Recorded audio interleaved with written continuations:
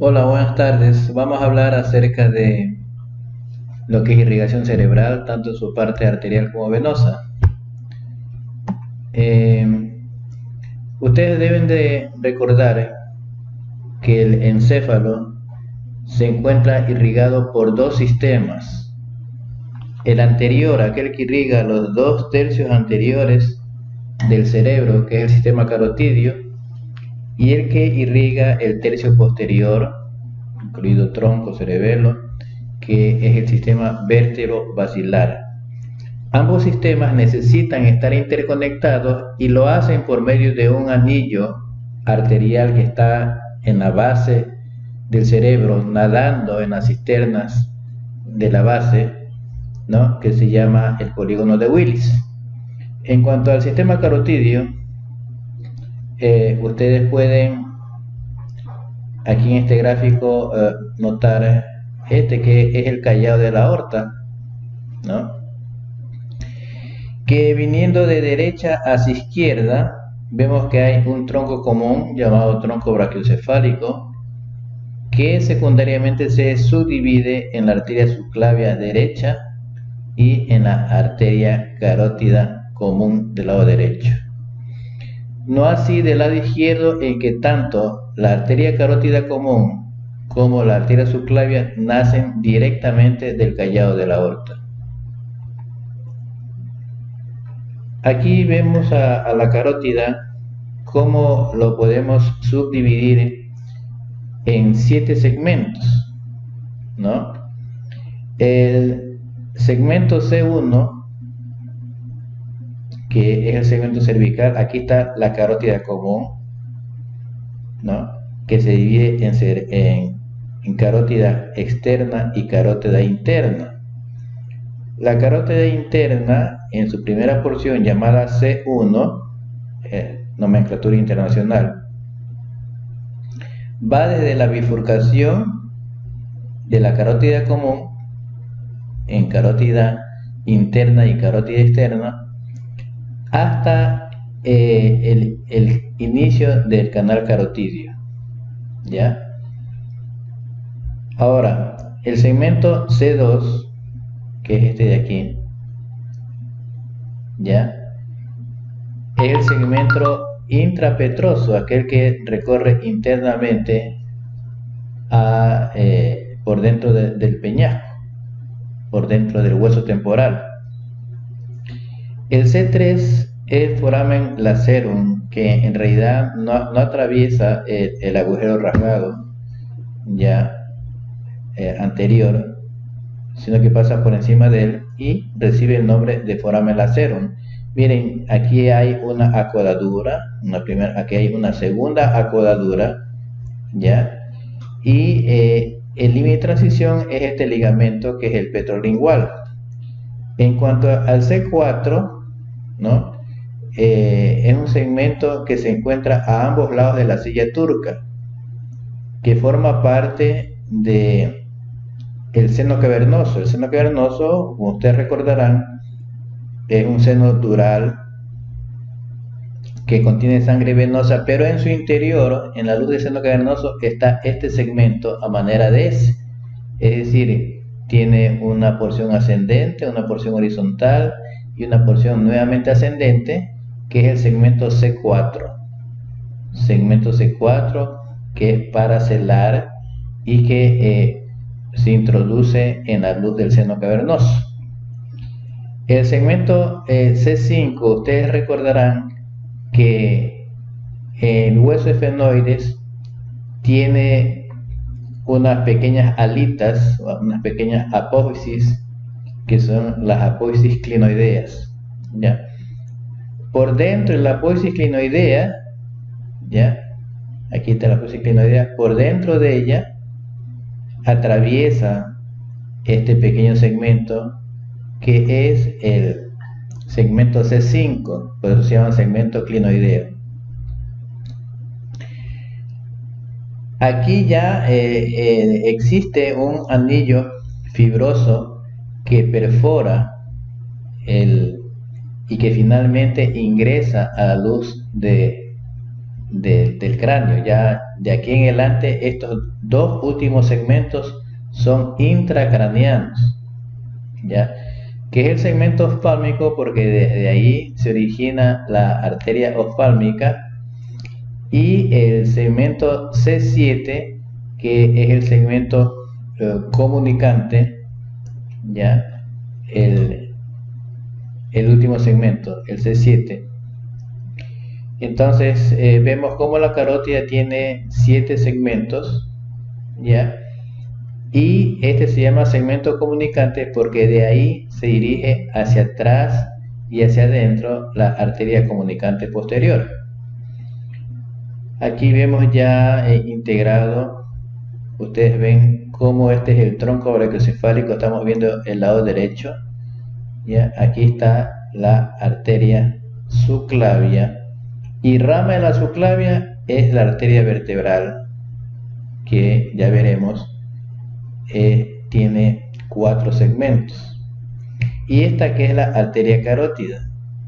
Me interesa que vean esta es la carótida, y esta es la carótida interna, esta es la carótida externa. Me interesa que vean cómo acá a este nivel, ¿ya? La carótida interna en su segmento C7 o segmento comunicante emite una arteria hacia atrás y hacia adentro para que es la arteria comunicante posterior, que va a terminar en la cerebral posterior, formando parte del polígono de Willis. Es aquí el lugar donde se va a integrar tanto el sistema vértebro-basilar como el sistema carotidio. Este es el polígono de Willis, ¿ya? Que va a integrar esto de aquí, esta porción de aquí, que es la región vértebro-basilar, con esta zona de acá, que es la región carotidia, ¿ya? Podemos apreciar cómo las carótidas dan, cada una da una cerebral anterior, ¿ya? Y una cerebral media, a un lado y al otro, ¿ya? La cerebral media no participa en el polígono de Willis. Acá tenemos una cerebral anterior, otra cerebral anterior, que van a irrigar la pared o van a irrigar la cara medial del cerebro. Y aquí vemos cómo estas dos cerebrales anteriores se unen por medio de una comunicante anterior. En el segmento comunicante de la carótida va a emitir esta arteria hacia atrás y hacia adentro, que van a terminar en las cerebrales posteriores, ¿ya? Estas son las comunicantes posteriores, ¿ya? Este es el tronco de la basilar, cuyas dos terminales son las cerebrales posteriores. Este sería el segmento precomunicante de uno y otro lado de las cerebrales posteriores, y esta sería la cerebelosa anterosuperior o superior, ¿ya? Por lo tanto, el polígono de Willis tiene como finalidad la de integrar los dos sistemas, tanto el sistema vértebro-basilar como el sistema carotidio.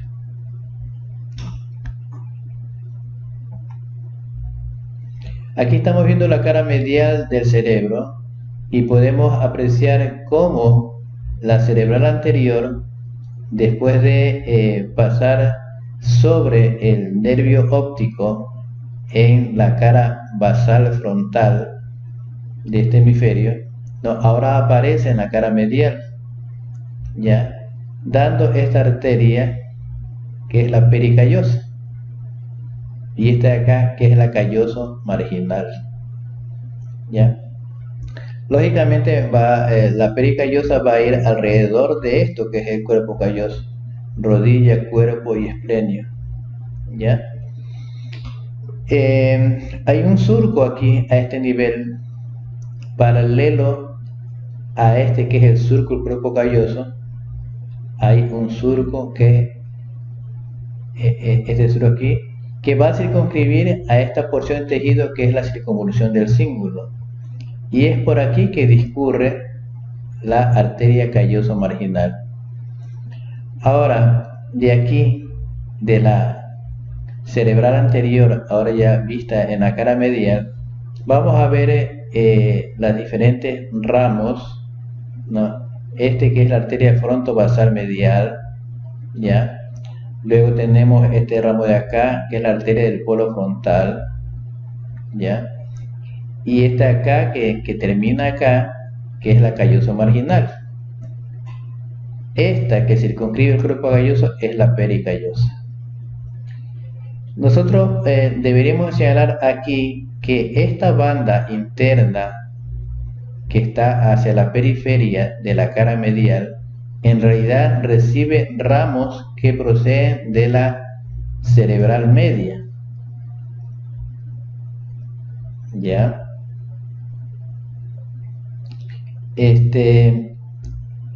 Vemos además cómo a nivel del esplenio del cuerpo calloso, estas que están pintadas de azul corresponden al sistema vértebro-basilar, ¿ya?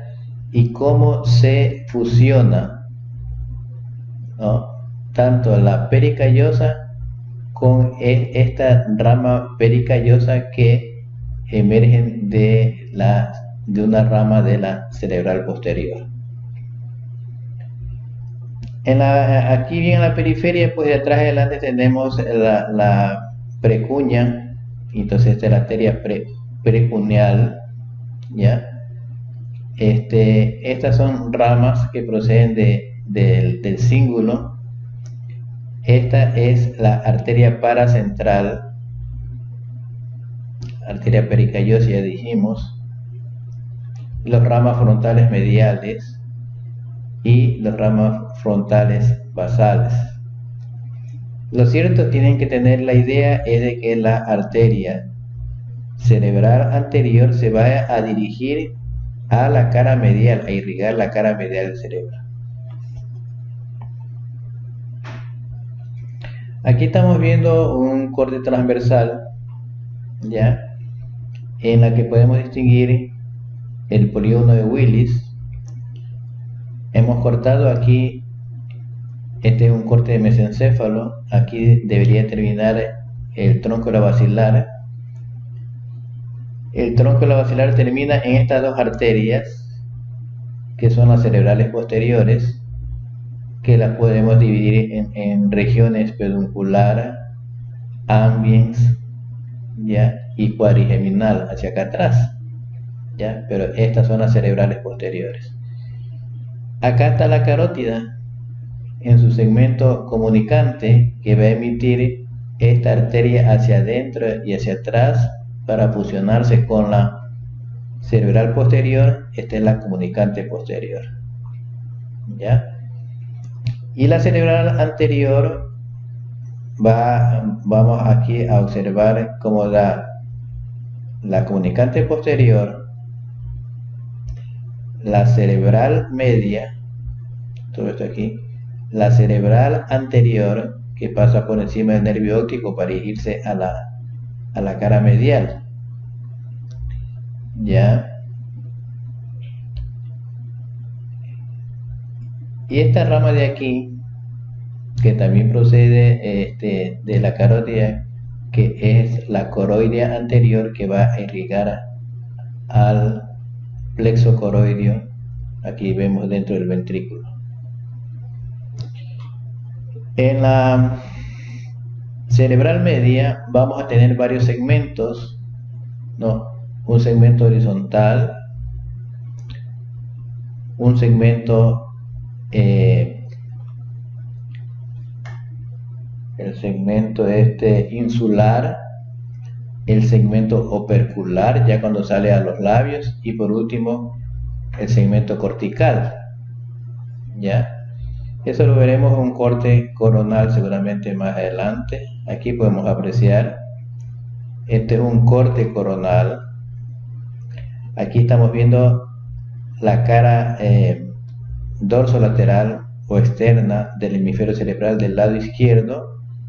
Estamos con un separador abriendo la cisura del cirbio, y al fondo vemos el recorrido de la cerebral media, que si nosotros abrimos los dos labios de la cisura de Silvio, al fondo vamos a encontrar esto que es el lóbulo de la ínsula, y hay un segmento, como ya veremos, que es el segmento insular de la cerebral media.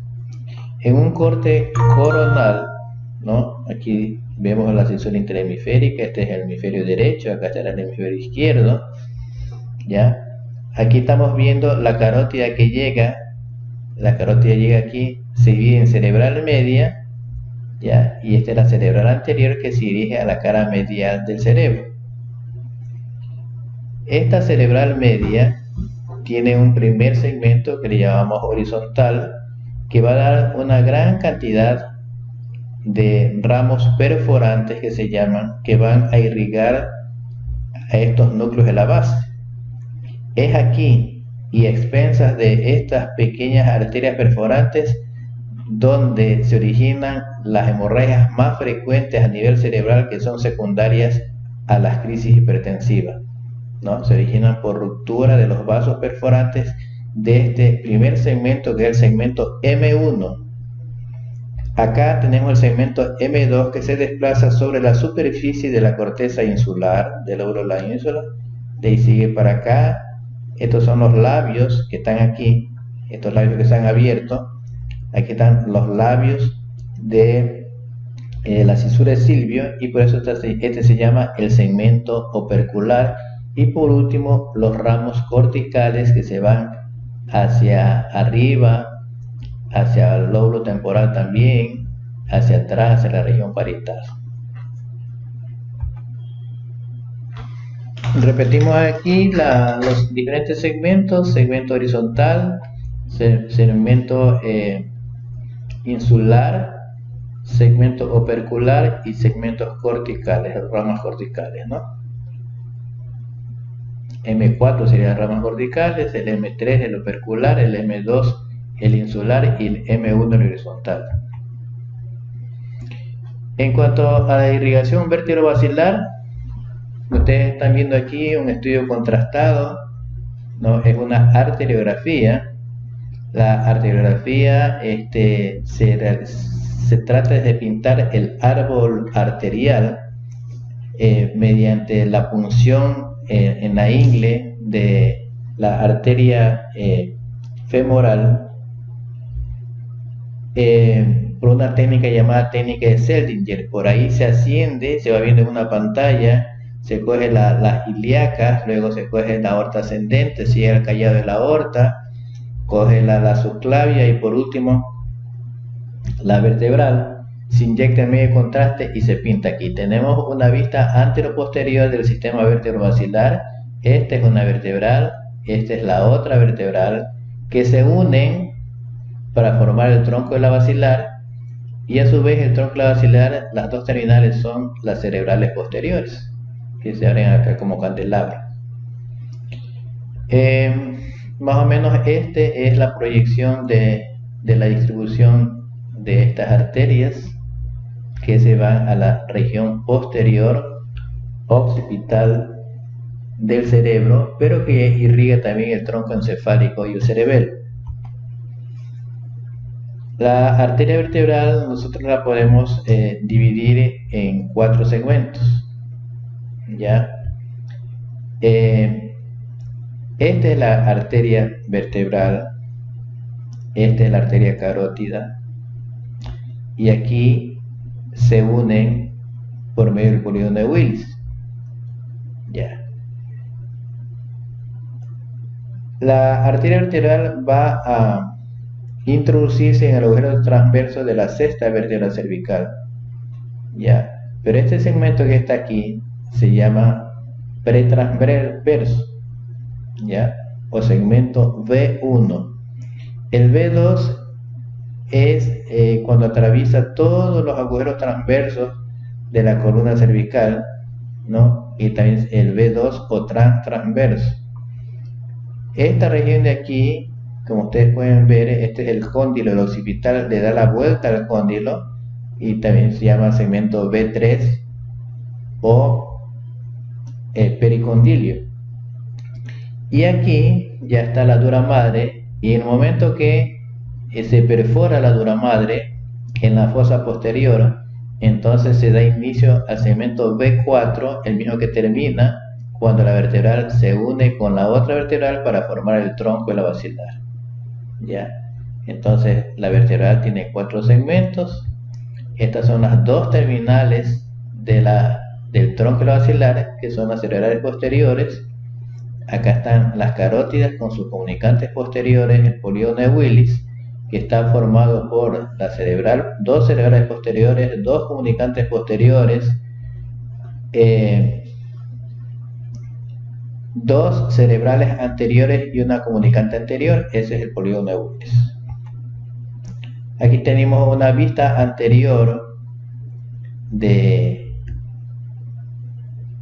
en fosa posterior.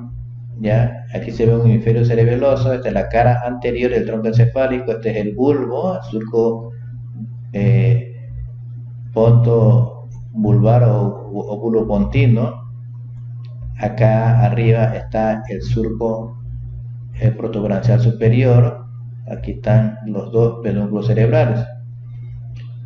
Y desde atrás, ¿no? Desde atrás hacia adelante, se desplaza este que estamos viendo aquí, que es el segmento B4, ¿ya?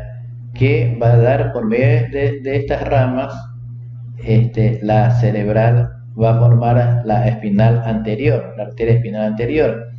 Y otra arteria importante es aquellas que van a esta que está aquí, que es la pica, la arteria cerebelosa posterior inferior, que va a dar el síndrome de Wallenberg, que ya deben sabérselo.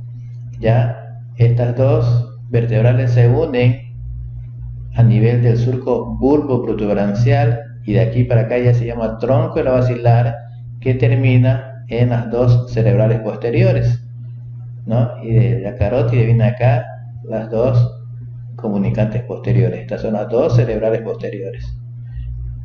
Las dos cerebrales posteriores son las terminales del tronco de la basilar. Aquí estamos viendo estructuras en la base del cráneo, las vertebrales, el tronco de la basilar, las cerebrales posteriores, la hipófisis, el quiasma óptico, las cintillas olfactorias. Si son interhemisféricas, aquí vemos parte de las cerebrales anteriores, cerebelo, trigémino y todos los pares craneales. La arteria basilar da varias ramas, ¿no? Esta, que es la arteria cerebelosa anteroinferior, ya, esta es la arteria cerebelosa superior. Más acá vemos no la logramos ver la arteria cerebelosa posterior inferior. Vemos que aquí hay varias ramas pontinas perforantes de la parte anterior de la protuberancia, ¿no? Y debemos señalar aquí que todas las arterias perforantes que corresponden en la cerebral media y en la cerebral anterior a los segmentos M1 y A1 son las encargadas de irrigar los ganglios de la base, y son los que se rompen en los sangrados secundarios a crisis hipertensiva. Acá en la protuberancia, en los sangrados secundarios a crisis hipertensiva, son estas arterias perforantes o arterias pontinas, que son las que se rompen, ¿ya? Entonces la arteria cerebelosa superior, y estas son las terminales del tronco de la basilar, que son las arterias cerebelosas posteriores, y aquí se inician las cerebrales posteriores, perdón, las comunicantes posteriores. Las arterias cerebelosas superiores, ¿no? Que son estas. Aquí hay varios segmentos perforantes también que van hacia la parte posterior de el tálamo, ya, estos segmentos perforantes.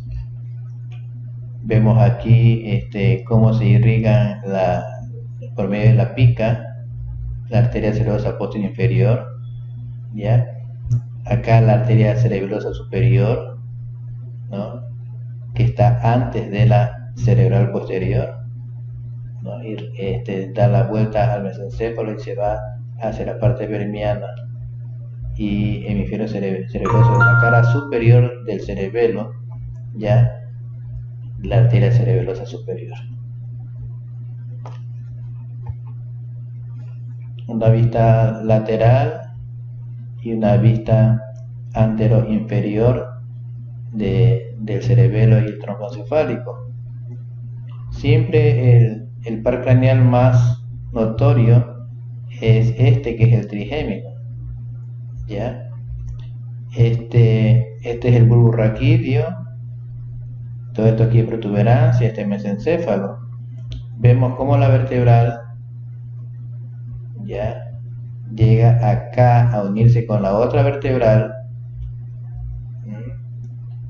Previamente da la arteria cerebelosa posterior inferior, ya. Esta es la arteria cerebelosa anterior inferior. Lo cierto es que aquí en este punto se une con la vertebral del otro lado para formar el tronco y la basilar, ya. Aquí está la cerebelosa superior y acá está las cerebrales posteriores. Entre la cerebral posterior y la cerebral superior emerge el tercer par o motor ocular común. La cara anterior inferior se ve aquí bien la protuberancia, el bulbo raquídeo, ya. La pica, miren cómo se dirigen acá, irrigar la amígdala y la parte inferior del cerebelo y la parte lateral del bulbo raquídeo, la arteria cerebrosa posterior inferior, que ya les dije, su oclusión da lugar a la expresión de el síndrome de Wallenberg. Aquí también da otras ramas que van a formar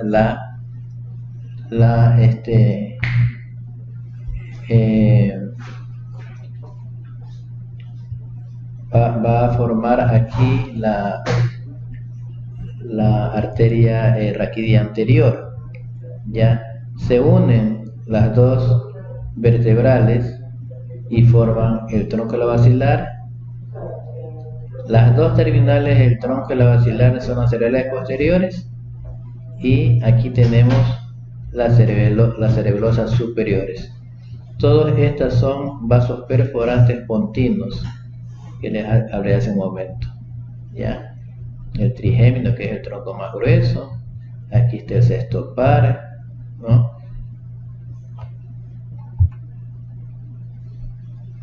El síndrome de enclaustramiento se lo describió por una lesión de una oclusión a nivel del tronco de la basilar, en la parte anterior de la protuberancia, ¿no? En realidad el paciente lo único que puede es mover los ojos y los párpados, digamos, está cuadripléjico, ya, y para entenderse con el explorador lo que se ponen de acuerdo es si es positiva la pregunta que estoy haciendo, tú cierras los ojos, si es negativa lo mantienes abierto, una de las maneras de entenderse. La arteria cerebral posterior, ya les dije, son las terminales del tronco de la basilar. Aquí está, ya. Las relaciones rodean al mesencéfalo, de irrigación a los lóbulos temporal y occipital, ¿no? Hay ramas colaterales perforantes,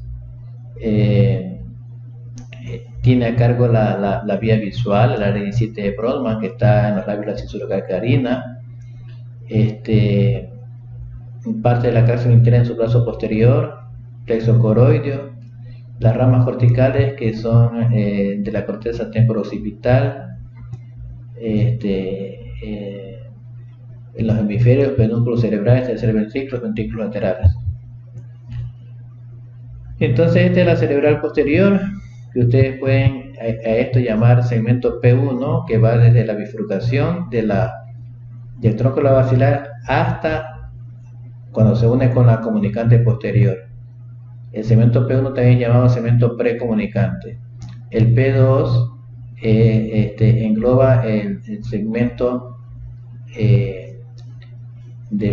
peduncular y la cisterna ambiens, ¿ya? El P3 es una prolongación y el P4 el área cuadrigeminal, ¿no? Y el P4 en realidad ya se dirige hacia la cisura parieto-occipital. Esta es una vista lateral de la arteria vertebral en sus diferentes segmentos, ¿no? Que va a finalizar esta que sería la cisura calcarina y esta que sería la cisura parieto-occipital en la región cortical de los hemisferios cerebrales en su cara medial, ¿no? Entonces ustedes pueden ver cómo se integra aquí esto en azul, que es la cerebral anterior, y esto en verde, que es las ramas de la cerebral posterior, ¿no? La arteria calcarina, que va a irrigar los labios de la cisura calcarina, área 17 de Brodmann, que tiene que ver con la corteza visual primaria. Aquí vemos una vista de la cerebral posterior que ya la habíamos explicado. Miren los territorios de la cerebral posterior y la cerebral media, francamente bien delimitados. Arteria pericallosa, calloso marginal con sus diferentes ramas. Ya acá tenemos los ramos temporales, la rama calcarina, la parieto occipital, todas estas ramas de la cerebral posterior. ¿Ya? Polígono de Willis, que ya lo explicamos, sino que aquí está integrado con todas sus arterias y que consta de 10 componentes ya descritos. En cuanto a las meninges cerebrales, ustedes saben que las meninges son dos capas de tejido dural que en ciertos sectores se desdoblan, ya, dando paso a la formación de los llamados senos venosos. Aquí tenemos un seno venoso importante, que es el seno longitudinal superior. Este es el seno longitudinal inferior. El seno longitudinal superior, ahí desembocan venas importantes, ¿no? En la parte del vértex. Ahora, es importante estas estructuras aquí porque es donde se encuentran los lugares de reabsorción del líquido cefalorraquídeo. ¿Ya? Seno longitudinal superior. ¿Ya?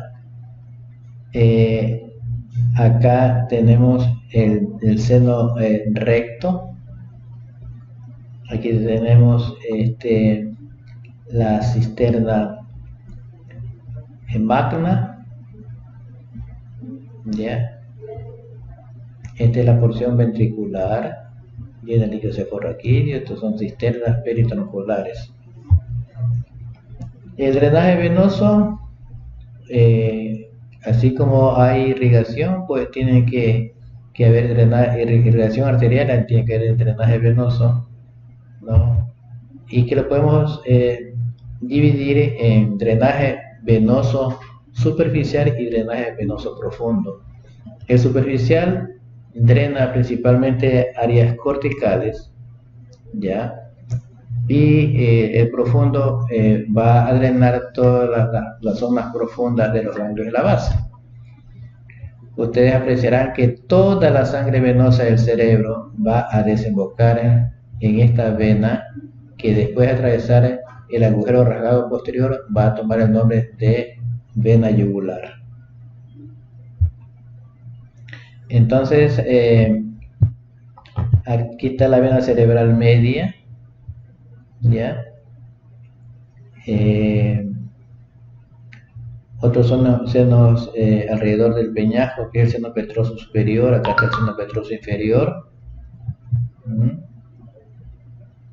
La vena ofálmica, que drena sangre de la órbita hacia el seno cavernoso, que es este, seguramente. Aquí vemos la vena de Trolar, que va a desembocar al seno genital superior, y la gran vena de la B, que va a desembocar al seno transverso. Este es el seno sigmoideo, por tener una forma de S. El seno cavernoso es un corte coronal de la base del cerebro, ¿ya? Este es el seno efenoidal con el seno efenoidal aéreo, ¿no? Este es el efenoides. Aquí tenemos la glándula hipófisis, inmediatamente por encima de la glándula hipófisis el quiasma óptico, ¿ya? Y esto que está en azul es el seno cavernoso. En azul el seno cavernoso está atravesado por el segmento C4 de la carótida, y en la pared lateral del seno cavernoso, de arriba hacia abajo, tenemos el tercero, el cuarto y las dos ramas superiores del quinto.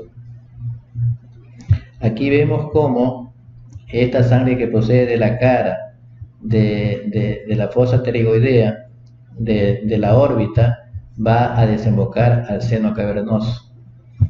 Este es un seno cavernoso ya disecado, ¿no? Podemos ver el segmento C4 de la carótida, ¿ya?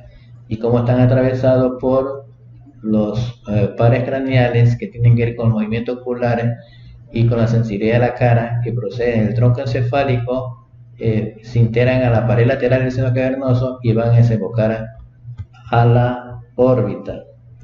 Aquí, miren, corte coronal.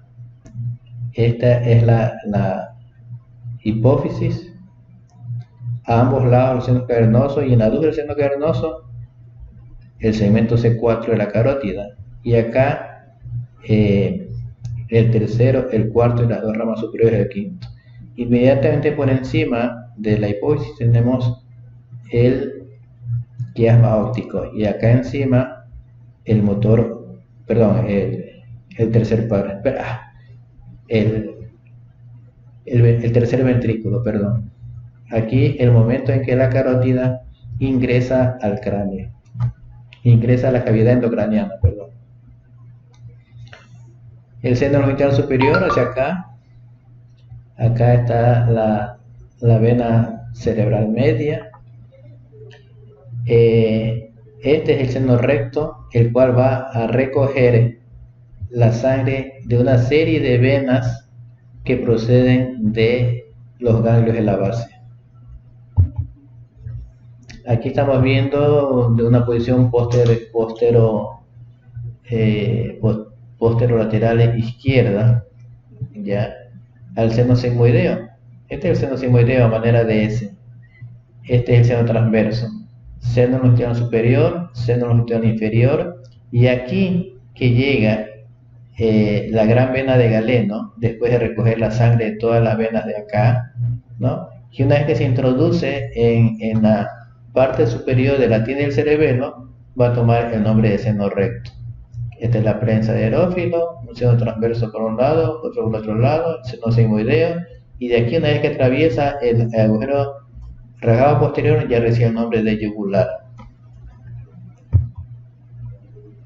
Ese ya lo vimos.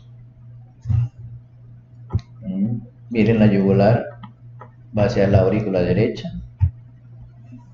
¿Ya? Y aquí estamos viendo este entramado de una serie de venas que drenan los ganglios de la base, ¿no? Que van a desembocar en la gran vena de Galeno, que después se transforma en el seno recto. Acá seno longitudinal superior, seno longitudinal inferior, ya, seno transverso, seno sigmoideo y de ahí para abajo yugular. Aquí estamos viendo estructuras, es un molde de la porción ventricular. Este es el cono anterior del ventrículo lateral, cuerpo, prolongación occipital, prolongación esfenoidal. El tercer ventrículo, la comunicación aquí del agujero de Monro, ¿ya? Y vemos cómo existen una serie de venas, entre esas la tálamo estriada, la vena terminal, que viene acá de la lámina terminalis, todas coinciden en el agujero de Monro y de ahí se dirigen hacia atrás con el nombre de vena cerebral interna, una de cada lado, y acá la basal de Rosenthal, juntas desembocan en esta estructura que se denomina la gran vena de Galeno. Esa gran vena de Galeno después se introduce en el seno recto, se introduce en la tienda del cerebelo, en la arista de la tienda del cerebelo y toma el nombre de seno recto. Muchas gracias.